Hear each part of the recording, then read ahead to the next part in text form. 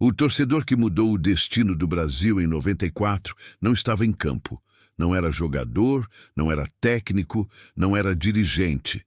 Era um homem de 52 anos, barriga generosa, camisa amarela desbotada de tanto lavar, que havia acordado às 4 da manhã num quarto de hotel barato em Pasadena, Califórnia, e tinha feito uma coisa pequena que ninguém viu. Mas vamos chegar lá. O nome dele era Seu Antônio, Antônio Ferreira dos Santos. Nascido em Juazeiro do Norte, no Ceará, criado entre o couro do sertão e a fé de quem não tem mais nada além dela. Tinha ido para São Paulo aos 18 anos numa pau de arara, igual a tantos outros que trocaram a seca pela fumaça da cidade grande, na esperança de que fumaça fosse melhor que poeira. Em São Paulo, virou marceneiro, casou com a Neuza, teve 3 filhos, construiu uma vida que não era o sonho, mas era sólida, e foi fiel a 2 coisas durante toda essa vida: à família e ao Brasil. Ao Brasil de chuteiras, especificamente. Seu Antônio era o tipo de torcedor que existe em escala menor hoje e existia em abundância naquela época. O tipo que não faltava a um jogo da seleção, nem que o mundo estivesse pegando fogo, que pintava o rosto, que gritava até perder a voz, que sofria de verdade quando o Brasil perdia, uma dor física no peito, que a Neuza já conhecia e sabia tratar com caldo de galinha e silêncio respeitoso. Quando o Brasil foi para a Copa de 94, seu Antônio tomou a decisão mais maluca da vida. Ia junto. A Neuza achou que ele tinha enlouquecido. Os filhos acharam que era o sol de Juazeiro que tinha ficado guardado na cabeça e agora estava soltando. Seu Antônio tinha economizado durante 2 anos, cortando tudo que era possível cortar, almoço fora nunca mais, cigarro abandonado não por saúde, mas por economia, hora extra toda semana sem reclamar. Tinha o suficiente para passagem, hotel simples e ingresso de um jogo. Só um. Escolheu a final. Escolheu a final sem saber se o Brasil ia chegar lá. Chegou. No dia 17 de julho de 1994, seu Antônio acordou às 4 da manhã no quarto minúsculo do hotel em Pasadena. Não conseguia dormir. Era o tipo de noite que não deixa. Ficou olhando para o teto no escuro, pensando em tudo e em nada. E então pensou numa coisa que o fez sentar na cama de repente. Ele tinha esquecido de lavar a camisa. A camisa amarela. A mesma camisa que ele usava desde a Copa de 82, desbotada, remendada na manga esquerda pela Neuza, com uma mancha no ombro direito que não saía mais, mas que ele recusava a considerar defeito. Aquela camisa tinha história. Tinha suor de jogo, lágrima de eliminação, grito de gol.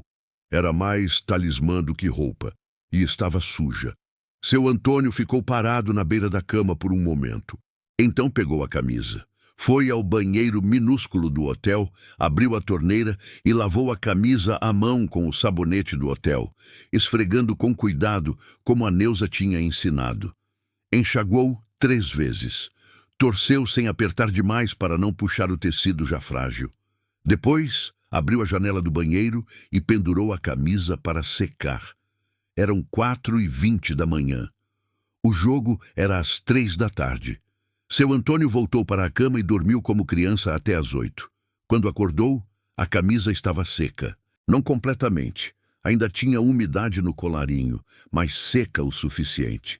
Ele passou o ferro nela com o ferro de viagem que a Neuza tinha insistido que ele levasse.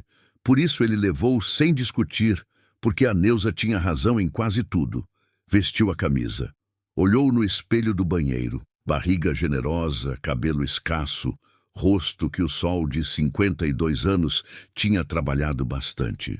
Mas a camisa amarela estava lá, limpa, passada, e ele estava de pé no país onde aconteceria o maior jogo da vida dele. Sentiu que estava pronto. O Rose Bowl naquele dia era um caldeirão diferente de qualquer coisa que seu Antônio tinha visto na vida. 94 mil pessoas, calor de rachar, bandeiras de todo lado. Ele encontrou o setor brasileiro e entrou no meio daquela amarelada humana como quem entra em casa. Ficou ao lado de um rapaz chamado Marcos, 23 anos, de Belo Horizonte, que tinha ido de mochila nas costas e contava que havia dormido na casa de desconhecidos em 3 países diferentes para chegar até ali. Ao outro lado estava uma família inteira de brasileiros que morava na Califórnia há 10 anos e tinha trazido até a avó de 80 anos, que não entendia inglês, não entendia nada do país onde estava, mas entendia de Brasil, e era o suficiente. O jogo começou. Aqueles que viveram sabem o que foi. Aqueles que não viveram precisam entender que foi 90 minutos de angústia pura. Depois 30 minutos de prorrogação que envelheceram todo mundo 10 anos. E depois aquela coisa que o futebol inventou para torturar gente de bem. Pênaltis. Seu Antônio estava de pé, como todo mundo, quando Tafarel defendeu o chute do Baresi. Quando Romário bateu o dele e foi gol, ele abraçou o Marcos de Belo Horizonte, que nunca tinha visto antes, como se fossem irmãos de sangue. Quando o Branco fez o dele, a avó de 80 anos gritou uma coisa em português que nenhum americano no estádio entendeu, mas todos sentiram. Então veio Baggio, Roberto Baggio, o rabo de cavalo, o melhor jogador do mundo naquele ano. Caminhou para a marca do pênalti com o peso de um país inteiro nas costas e o silêncio dos brasileiros que rezavam em sussurro. Seu Antônio fechou os olhos. Não conseguia ver. Em 52 anos de vida e décadas de torcida, era a primeira vez que fechava os olhos num momento decisivo. Sempre tinha olhado tudo de frente, era seu orgulho. Mas ali fechou. E com os olhos fechados, fez uma coisa que ele mesmo descreveria depois como a coisa mais sincera que já fez na vida. Pediu. Não pediu gol. Não pediu vitória. Pediu que aquele momento fosse justo, que quem merecesse ganhasse. E disse em voz baixa, quase só para si mesmo, que independente do resultado ele estava grato por estar ali, por ter chegado até aquele lugar, por ter vivido para ver aquilo. Quando ouviu o rugido, abriu os olhos. A bola estava nas redes, mas nas redes erradas. Baggio tinha chutado para fora. O que aconteceu depois, seu Antônio nunca conseguiu descrever direito. Disse que gritou, que chorou, que abraçou todo mundo ao redor. Que a avó de 80 anos estava sendo carregada por 2 homens porque as pernas tinham falhado de emoção. Disse que o Marcos de Belo Horizonte chorava tanto que seu Antônio achou por um momento que era choro de tristeza e ficou preocupado. Não era. Era o mesmo choro. O choro que não tem nome certo, que é alegria grande demais para o tamanho do corpo. Naquela noite, num bar pequeno onde os brasileiros da Califórnia tinham se reunido, seu Antônio sentou numa mesa de canto com um copo de cerveja e ficou quieto enquanto todo mundo celebrava ao redor. O Marcos veio sentar do lado. "Por que você está quieto?" perguntou. "O Brasil ganhou." "Eu sei", disse seu Antônio. E então contou a história da camisa.